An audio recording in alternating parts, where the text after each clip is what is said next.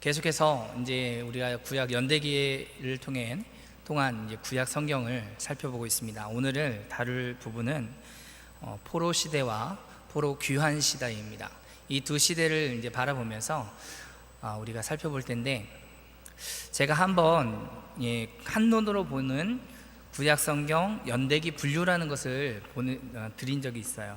혹시 집에 있으시면 가셔서 보시면 오늘 있는 이 부분에 구약 성경에 어떤 성경들이 여기에서 쓰여졌고 어떤 선지자들이 여기서 활동을 했는지 볼 수 있을 겁니다. 이걸 또 참고해 주시기 바랍니다. 포로 시대는 역사적으로 어느 한순간에 이루어진 것이 아닙니다. 하나님께서 이스라엘을 당신의 백성으로서 선택하신 이후에 끊임없이 말씀하신 건 뭐냐면, 너희가 내 계약, 나의 백성 되었기 때문에 나의 율례를 따라서 순종하는 삶을 살아라 하는 것이 하나님의 끊임없는 요청이었습니다. 역대기는 포로 이후에 그런 이스라엘의 역사에 대해서 다시 한번 조명하고 있고요. 그리고 열왕기서는 이 역사를 정치적인 그런 관점에서 바라보고 있는 것입니다. 반면에 역대기서는 신앙적인 관점에서 역사를 바라보는 것이죠. 다시 말하면 이 포로 생활은 일반 역사 가운데서 하나의 사건이 아니라 하나님이 역사 가운데 일하셔서 또 하나님의 통치를 거부하고 그 통치를 거부한 백성들에게 나타난 그런 현상이라고 볼 수 있는 겁니다. 포로 시대는 단순히 징계를 받는 이스라엘을 이야기하는 것이 아니라 오히려 포로 기간 중에 유대인들은 하나님의 백성임을 다시 한번 깨닫게 되고 다시 선포하게 되고, 또 다윗의 그 왕권과 그 영화로운 과거, 그리고 그 죄에 대한 심판에 대해서 알게 해주는 귀한 시간들이 되었습니다. 그래서 이 포로 시대는 영광스러운 그런 미래를 향한 그런 성전의 가장 중요한 부분이 무엇인지를 잘 가르쳐주고 있는 거죠. 우리가 이제 나눠준 핸드아웃을 보면 그림이 있습니다. 사진을 보게 되면 이게 지금 밑에 보니까 아시리아의 부흥 이렇게 돼 있죠. 아시리아의 부흥은 아수르에서 이제 북이스라엘이 먼저 멸망을 합니다. 북이스라엘 멸망이 어떻게 이루어졌는지를 좀 참고해 볼 수 있는 사진이어서 제가 올려드렸습니다. 북이스라엘은 주전 722년에 아수르라는 나라로부터 점령이 당합니다.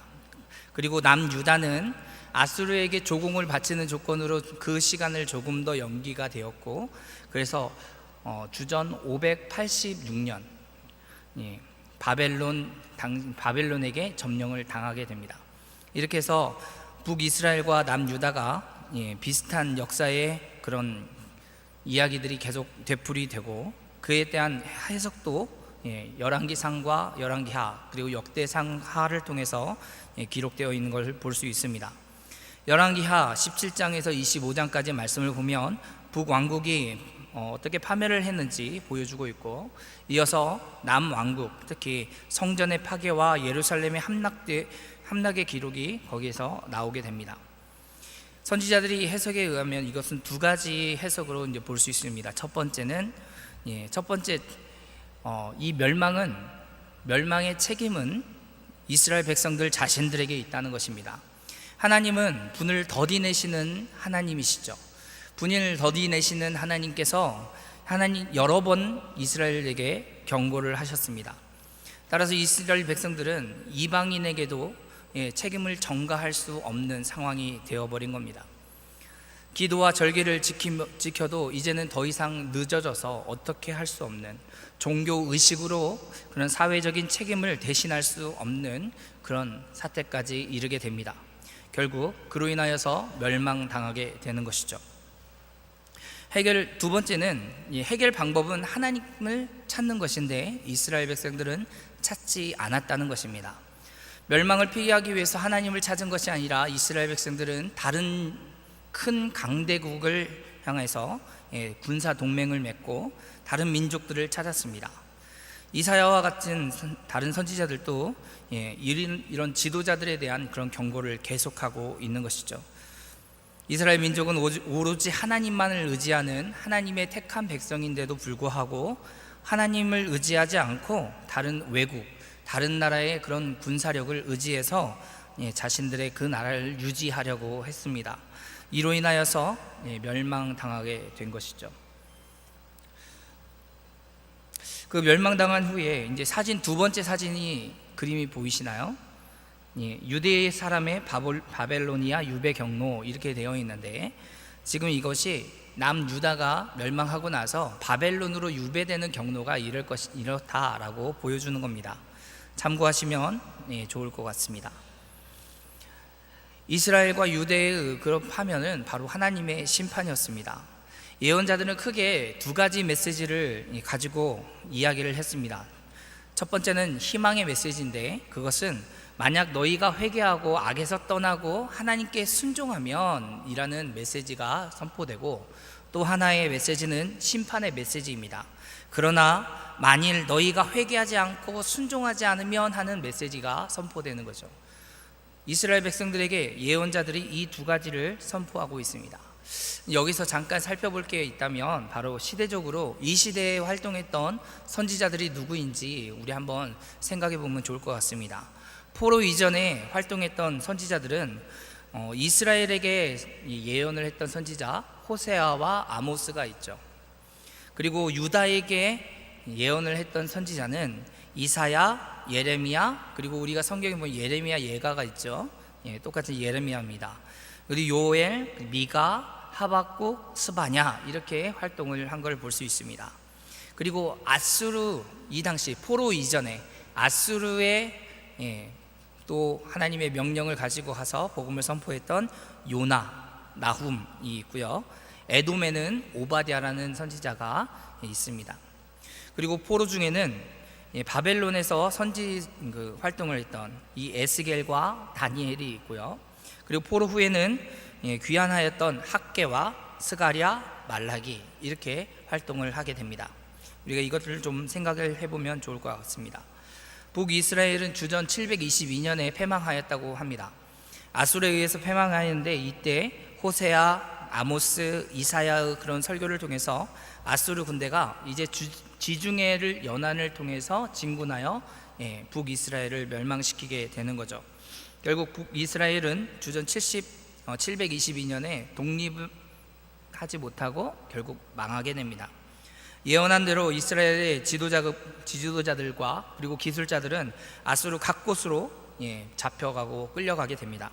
그래서 아수르 제국은 각 곳에 있는 다른 수천 명의 사람들을 이스라엘 백성들 있는 그 땅으로 이주시켜서 그 땅에서 살게 하죠. 바로 결혼을 통해서 혼합 정책을 이루게 되는 겁니다. 우리가 신약 성경을 보게 되면 사마리아 지역이 바로 이런 정책에 의해서 생겨난 지역이죠. 그래서 여기서 발견할 수 있는 것은 만백성이 주님 대신 하나님께서는 이제 이방 민족들도 사용하여서 주님의 도구로 쓰신다는 것을 우리가 알 수 있습니다. 그리고 남유다, 아까 남유다가 몇 년에 멸망했다고 말씀드렸죠? 586년입니다. 586년에 바벨론에게 멸망을 당했는데, 아수르에게 아까도 말씀드렸듯이 계속해서 조공을 바치고 있어서 그 명맥이 조금 유지가 되었었습니다. 그리고 이 기간 중에 요시야라는 왕이 등극을 하죠. 우리가 성경에서 알듯이 요시야는 이 종교 개혁을 일으킨 사람입니다. 그래서 성전을 수리된 성전 안에서 말씀, 율법책을 발견하고 거기에 감동되어서 예배를 회복하고 또 왕국의 정직성을 유지시키는 일, 사회 법규를 제정하는 그 일을 하게 됩니다. 그래서 제식을 행할 때 이루어지는 매춘 행위를 폐지하게 되고, 아수르인과 바벨론이 섬기던 그런 별 숭상 또는 동물 숭상하는 그런 것들을 금지하게 됩니다. 유월절을 다시 지켜 그리고 모세의 율법을 재천명하게 되고, 또 외적으로부터 바벨론이 강해지는 그 시대, 그 시간에 요시야가 죽게 되자 이제 이스라엘 백성들이 옛 모습으로 돌아가게 되는 거죠. 그리고 이스라엘은 남유다는 망하게 됩니다. 요시야가 종교적인 그런 개혁을 단행을 했지만 요시야가 살아있는 동안 하나님 앞에 정직하게 행하고 그가 행하였던 것 때문에 하나님의 진노가 부어지진 않았으나 결국 하나님을 떠나 다시 하나님을 멀리했던 이들에게 하나님은 진노하시고 심판하시게 되는 것입니다. 그 예언대로 597년에 이제 회개하는 마음으로 살아갈 때 그 기한이 70년이라는 그런 예언으로 인하여서 여호와긴과 그 지도자들이 1차 포로로 잡혀가고 또 586년에 시드기야와 지도자들이 2차 포로로 잡혀간 후 그리고 그 다음에 이제 포로 귀환 시대가 열리게 됩니다. 우리가 보게 된 이 포로 시대는 바벨론으로 잡혀가는 이런 이스라엘 백성들, 또 아수르를 통해서 멸망된 이 이스라엘 백성들을 통해서 우리가 알게 된 것이 좀 몇 가지가 있습니다. 이스라엘 백성들은 다윗의 위기가 영원하리라, 다윗의 위가 영원하리라 하는 그런 말씀 때문에 자신들은 멸망하지 않을 것이라고 생각을 했습니다. 그러나 포로로 잡혀간 것은 엄연한 사실이고 또 자신의 신앙을 다시 한번 종명해 볼 수 있는 좋은 기회였던 것이죠. 이스라엘 백성들이 포로로 잡혀갔지만 다시 다른 전쟁에서 잡혀온 포로와 같이 포로 생활을 하진 않았습니다. 노예를 삼기 위해서 포로를 잡아간 것이 아니라 반란을 막기 위해서 잡아간 것이기 때문에, 반란을 막기 위한 것이기 때문에 그 다른 포로들과는 좀 다른 생활을 하게 됐던 거죠. 어느 정도 안정적인 생활을 할 수 있었습니다. 그러나 하나님을 향한 그런 영적인 갈망이 끊이지 않았죠. 시온은 망하지 않을 것이며 영원할 것이라고 말하는 그런 시온의 노래가 이방인들에게는 조롱거리가 되었습니다. 시편 137편에 영적인 그 회복을 갈망하는 이스라엘 백성들의 모습을 우리가 볼 수 있습니다. 이스라엘 백성들은 이제 포로 생활을 통해서 그 삶과 그 가치관의 변화가 일어나게 되는데 크게 네 가지로 볼 수 있습니다. 그들은 성전 회복에 대한 갈망이 일어나게 됩니다. 그리고 이스라엘 백성들에겐 하나님에 대한 관점, 그리고 역사와 신앙에 대한 이해가 새롭게 형성이 되기 시작합니다. 그리고 하나님이 하신 그 언약의 말씀, 그 긍휼을 통해 배우게 되는 거죠. 그리고 흩어진 이스라엘 백성들이 이제 성전이 아니라 회당을 중심으로 생활을 하게 됩니다. 그래서 이사야 6장 13절의 말씀과 같이 거룩한 씨가 이 땅에 그루터기로 남게 될 것이다 하는 이 약속의 말씀 때문에 희망을 가지고 살아가게 되는 거죠. 그들이 전멸하지 않고 전멸시키는 데 있지 않고 그들을 정결하게 하여 구원하기 위한 하나님의 뜻이 여기 있음을 보게 됩니다. 징벌을 이루어서 그들을 구원을 하시려는 하나님의 계획을 보게 되는 거죠. 성전은 무너졌어도 하나님은 여전히 살아 계십니다. 약속의 땅은 황폐하여도 약속의 하나님은 살아계셔서 그들을 지켜주시는 거죠. 그래서 많은 사람은 흩어지고 죽기도 하였고 또 남기도 하였지만 이제 그들이 그루터기가 되어서 다시 이스라엘이 재건된다는 희망이 있게 됩니다. 포로 생활은 하나님의 백성으로서 더욱더 단련시키는 연단의 과정이었습니다. 이제 포로 귀환 시대로 우리가 살펴볼 수 있는 거죠. 구약 시대에 구약 성경을 보면 포로 시대와 포로 귀환 시대, 그리고 포로 귀환 이후에 예수님 신약 시대까지 약 300여 년 정도 기간이 남게 됩니다. 우리 포로 귀환 시대를 한번 보겠습니다. 이스라엘은 이제 바벨론을 통해서 하나님으로부터 받은 엄중한 심판이 인류 역사에 있어서 인과 운보에 관한, 그리고 전형적인 신앙적인 봉복이다, 하나님을 떠난 자의 삶이 어떤지를 보여주는 그런 결과로서 나타나게 됩니다. 새로운 포로 시대에 하나님의 그 백성들은 하나님을 기억하고 또 은총을 베풀어 주시기를, 그리고 포로 상태로부터 회복시켜 주기를 기대하며 하나님의 약속을 바라고 기다립니다.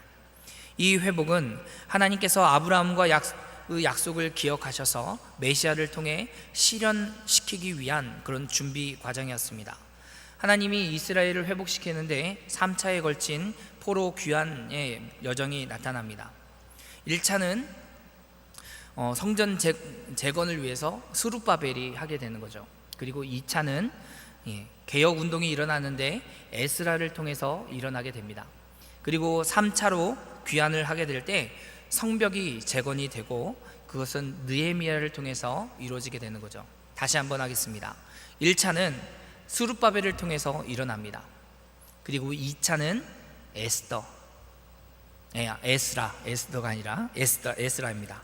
그리고 3차는 느헤미야를 통해서 우리가 볼 수 있습니다. 우리 85번 유대 사람들의 귀환이라는 지도를 보게 되면 저쪽 페르시아만, 한쪽 이쪽 오른쪽 제일 아래쪽에 페르시아만이 있고 그 위에 화살표가 시작되는 빨간색 선이 하나 있습니다. 그 선은 BC 444년 느헤미야라고 시작되죠. 느헤미야는 몇 차 귀환을 했다고요? 3차입니다. 옆에다가 3자를 써주시면 보기가 편하실 줄 알겠습니다. 그리고 그 옆에 있는 화살표 중에 BC 537년과 BC 522년 사이에 라고 시작되는 그 글은 누구냐면 1차입니다. 수룹바벨, 유대 사람들과 함께 귀환하였던 화살표죠. 그리고 바로 중간에 세 줄, 네 줄로 되어 있는 그 박스는 바로 2차 귀환의 경로입니다. 그래서 3, 1, 2 이렇게 숫자를 옆에 적어 놓으시면 나중에 보실 때에도 이게 3차 귀환이구나, 이게 1차 귀환이구나, 이게 2차 귀환이구나 이렇게 보실 수 있습니다. 다시 한 번만 설명해 드릴까요? 네. 제일 오른쪽에 있는 사진 제일 아래 페르시아만이라는 지도 보이시나요? 페르시아만 화살표가 시작되는 부분에 박스, 첫 번째 박스는 3차 귀환을 얘기합니다. 그리고 왼쪽으로 와서 그 중간에 있는 박스 BC 537년과 BC 522년 이렇게 기록되어 있는 부분은 스룹바벨을 통해서 오는 바로 1차 귀환입니다. 그리고 그 옆에 가운데 있는 박스를 보게 될 텐데 거기는 에스라를 통해서 오는 2차 귀환입니다. 이렇게 1차, 2차, 3차의 귀환을 적어두시면 보시기 편할 줄 알겠습니다. 이해가 되셨나요? 다 적으셨죠? 잘 모르시는 분은 또 적으신 분 거 보고 또 적으시기 바랍니다. 이제 포로 귀환에 대해서 말씀드리길 원합니다. 이제 하나씩 다시 또 말씀드리겠습니다. 포로 귀환은 국제적인 정세가 변한 것에 따라서 나타난 결과이기도 합니다. 물론 이러한 국제 정세의 변화는 하나님의 역사 속에서 변화시켜주는, 그리고 하나님께서 주관하여서 변화시키는 그런 부분이 있다는 것이죠. 하나님께서 유대의 죄악을 심판하기 위해서 바벨론이라는 나라를 도구로 사용하셨지만 질병이 어떤 그런 징벌을 통해서 하나님의 뜻을 나타내셨고, 하나님은 끊임없이 이스라엘 백성들을 계속해서 회복시키고 또 그들의 부르짖음과 그리고 구원의 역사를 이루시기 위해서 역사를 주관하셨습니다. 하나님의 징벌은 또 다른 하나의 희망이 내포되고 있었던 것이죠. 징벌은 하나님에게서 와서 또 위로 또한 하나님으로부터 온다는 걸 우리가 볼 수 있습니다. 바벨론은 결국 타락의 길을 걷게 됩니다. 그리고 하나님의 심판을 받게 됩니다. 그래서 우리가 알고 있는 페르시아 제국이 고레스를 통해서 등장하게 되고 결국 바벨론이 멸망하게 되죠. 바사의 고레스를 통해서 유다 포로들이 그 관할하면서 포로 귀환령을 내리게 되게 되는 겁니다. 그래서 바사의 새로운 정책은 피지배 민족, 지금 그들을 본국으로 귀환시키고 그들의 종교 또한 인정해주는 그런 정책을 펼치게 됩니다. 이런 국제 정세가 변화되면서 이스라엘 백성들이 귀환하게 되는 거죠. 이 모든 걸 다 하나님이 주관하셨습니다. 백성들의 귀환은 고레스 칙령 이후에 세 차례에 걸쳐서 단계적으로 이루어지게 됩니다. 1차는 아까도 말씀드렸듯이 성전 재건을 위해서 누가 왔다고요? 스룹바벨, 1차 옆에다가 스룹바벨 이렇게 적어 놓으시면 될 것 같습니다. 스룹바벨은 성전 재건을 위해서 귀환을 하게 됩니다. 백성들의 지도자들이 먼저 성전을 건축하기를 시작했습니다. 그래서 성전 재건을 하여서 스룹바벨과 학개와 스가랴 선지자가 주도적으로 이 일들을 해 나갑니다. 성전 재건은 다리오 왕 6년까지 하게 되고 다리오 왕 6년에 봉헌을 하게 됩니다. 그래서 이 성전을 제2성전 혹은 스룹바벨 성전이라고 부르게 되는데, 솔로몬 성전에 비하면 정말 매우 초라한 모습이었습니다. 그리고 2차 귀환이 일어나게 되는데, 2차 귀환을 통해서는 종교적인 개혁 운동이 일어나게 됩니다. 2차 개혁은 누가 하셨죠? 그분이 하셨습니다. 대단하시네요. 에스라를 하시고 에스라를 통해서 하셨습니다. 지도자들은 영적인 재건에 힘썼고요. 에스라는 아론의 16대 손일 뿐 아니라 율법에 익숙한 학자이자 제사장입니다. 그래서 그는 2차 포로 귀환을 통해서 아닥사스다 그 왕이 통치하는 동안에 귀환하게 되었고요. 또 성전을 완공한 후 58년이 지난 그때 포로 귀환을 했던 이스라엘 백성들의 타락이 일어나게 됩니다. 이때 학사 에스라가 성전과 성벽을 재건하지 못하게 하는 그런 내부적인 내적으로 무너진 이스라엘 백성들을 영적인 재건이 일어나게 되고, 또 에스라는 오직 하나님의 말씀만이 이스라엘 백성들을 회복할 수 있음을 알고 영적 각성 운동을 하게 됩니다. 그리고 이어서 3차 귀환을 이루는데, 3차 귀환은 누구랑 같이 했죠? 느헤미야가 했습니다. 잘하시네요. 느헤미야는 아닥사스다 왕의 술 맡은 관원장이었습니다. 당시 근동에서 풍습에 의하면 술잔을 맡긴다는 것은 목숨을 맡긴다는 의미였다고 합니다. 그렇기 때문에 굉장히 높은 지위에 있었다는 것을 알 수 있었고, 아닥사스다 왕과 함께 있었으면 그의 생활은 그렇게 어려운 편이 아니라 굉장히 편한 생활을 할 수 있었을 겁니다. 하지만 그런 당시의 권력과 어떤 투쟁, 음모 그런 것이 도사리는 이런 왕국 안에서 자기의 그런 높은 지위와 신임을 내려놓고 다시 그 복원을 하기 위해서 가장 앞장서서 귀환을 하게 되는 거죠. 유대의 총독으로 부임하게 됩니다. 이로써 그는 이제 3차 포로 귀환이 일어나게 되고, 또 예루살렘 성벽이 재건되는 것을 사명을 갖게 되는 거죠.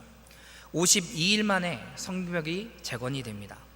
그리고 성벽의 왕성은 그 공동체의 회복과 영적 회복에 대한 깊은 영향을 주게 되는 거죠. 우리가 그래서 느헤미야의 그런 지도력을 마지막으로 한 번 더 살펴보기를 원합니다. 이렇게 가다가는 오늘 성경 공부가 일찍 끝날 것 같은데 큰일 났습니다. 그래도 어쩔 수 없습니다. 느헤미야의 지도력을 한번 볼게요. 3차 포로 시대에 돌아왔던 느헤미야는 에스라와 함께 개혁을 단행합니다. 그래서 느헤미야의 삶을 통해서 공동체를 회복하시는 그런 하나님의 열심과 또 지도자로서 느헤미야의 모습을 우리가 생각해 보지 않을 수가 없는 거죠. 첫 번째, 무너진 공동체를 아파하는 지도자였습니다. 느헤미야는 왕궁의 술관원이었음에도 불구하고 늘 고국의 형편들을 물었고 그 일을 통해서 하나님께 눈물로 기도했던 그런 사람이었습니다. 그리고 두 번째는 공동체 회복을 단행했던 것을 우리가 볼 수 있습니다. 느헤미야서 2장부터 13장까지 말씀을 보면 회복의 내용이 나타나는데, 첫 번째 2장에는 기도의 준비를 하게 됩니다. 하나님의 도우심으로 왕에게 필요한 그런 것들을 일목요연하게 요청하고 규모 있게 사역을 진행하게 되죠. 그리고 2장에서는 계속해서 원인과 상황을 보고하고 동역자들을 격려하는 모습이 나타납니다. 직접 무너진 성읍을 돌아보면서 상황을 파악하죠. 함께 일할 동역자들에 대해서 격려함으로 이 모든 일에 함께 참여할 수 있도록 하게 되는 겁니다. 그리고 팀으로서 화력하게 사역을 할 수 있도록 3장에서는 이야기합니다. 느헤미야는 성전 건축의 부분에 있어서 모두가 골고루 할당할 수 있도록 팀 형태로 사역을 진행시켜 갑니다. 그리고 협조하지 않는 내부의 적들, 즉 귀족들을 통합해 가는 일도 계속해서 해 가게 되는 거죠. 그리고 느헤미야는 말만 하지 않았습니다. 모범을 보였죠. 느헤미야는 성벽의 한 부분을 자신이 직접 맡아서 사역을 하게 되죠. 그래서 지도자로서 먼저 솔선수범하는 그런 모습을 보여줍니다. 적의 공격에 대해서도 대처를 합니다. 적의 공격의 유형이 무엇인지, 대처의 방법은 어떤 것인지를 파악하고 거기에 대해서 하나님께 간구하며 백성들을 격려하고 또 조직을 정비하여서 공격에 대한 방비와 더불어 이 사역을 계속해서 해 나가게 되는 거죠. 그리고 부서져가는 그런 가정들을 살렸습니다. 포로 이후에 자녀들의 종으로 내줘야 했던 일들이 발생하게 됐는데, 이런 공동체의 분열이 가속화되어 갔을 때 이자받는 그런 제도를 개혁하고 또 일정량을 돌려주게 함으로써 가정을 보호하는 그런 일들을 하게 된 거죠. 그리고 5장에 보면 토색하지 않았습니다. 지도자로서 마땅히 받아야 될 일들이 있고 더 많은 것을 요구할 수도 있고 취할 수도 있었지만 그렇게 하지 않았던 거죠. 그리고 사역을 나눴습니다. 성벽의 건축이 완성된 이후에 필요한 자리에 사람을 세워서 건축 이후 그 건축을 유지하는 것에 초점을 맞추고 그렇게 사역을 나누어 함께 하였습니다. 그리고 9번째로 8장에 나오는 내용인데요, 신앙의 부흥을 주도하였던 거죠. 학사 에스라와 함께 하나님의 율법을 가르치고 하나님의 말씀대로 살게 했으며 이방인들을 멀리하게 하는 일들을 했습니다. 지도자로서 백성에게 언약을 위해 경고히 세우는 일을 하게 됩니다. 하나님의 언약이 무엇인지를 다시 상기시키고 또 지도자와 백성들이 스스로 맹세하는 그런 의식을 갖게 하므로 공동체를 세워가는 일을 하게 됩니다. 그리고 13장에는 분리하게 되는 거죠. 이방 민족들을 분리해내서 공동체의 정체성, 이스라엘 백성의 정체성을 세워갑니다. 그리고 안식일과 11조와 절개를 바로 세우는 일을 하게 됩니다. 말씀대로 바로 살게 하여서 성경대로 레위인에게 10의 1조를 드리게 하였고, 절기와 안식일과 11조를 바로 드리는 그런 것이 무엇인지를 잘 가르쳤던 거죠. 이후에 예수님이 오시기까지 약 400년 동안 그 시간이 우리가 알고 있는 중간기로 이어지게 됩니다. 이렇게 해서 오늘 포로기와 포로 귀환 시기를 보았습니다. 시대적으로 봤을 때 여러 가지 많은 시대가 있었죠. 우리가 처음부터 이제 생각해 본다면 창조 시대, 족장 시대, 출애굽 시대, 광야 시대, 사사 시대, 통일 왕국 시대, 분열 왕국 시대, 포로 시대, 포로 귀환 시대, 다 이해가 되셨나요? 대단하십니다. 잘 배우신 줄 믿습니다. 그래서 다음 주에는 이제 창세기부터 각계 개론을 하게 되었습니다. 그래서 앞으로 제가 창세기부터 개론을 하고 또 중간에 정지훈 목사님이 신약을 또 하게 됩니다. 구약만 하면 실증 나실까봐 기발하지 않습니까? 기발하다 생각합니다. 오늘은 여기까지 하도록 하겠습니다.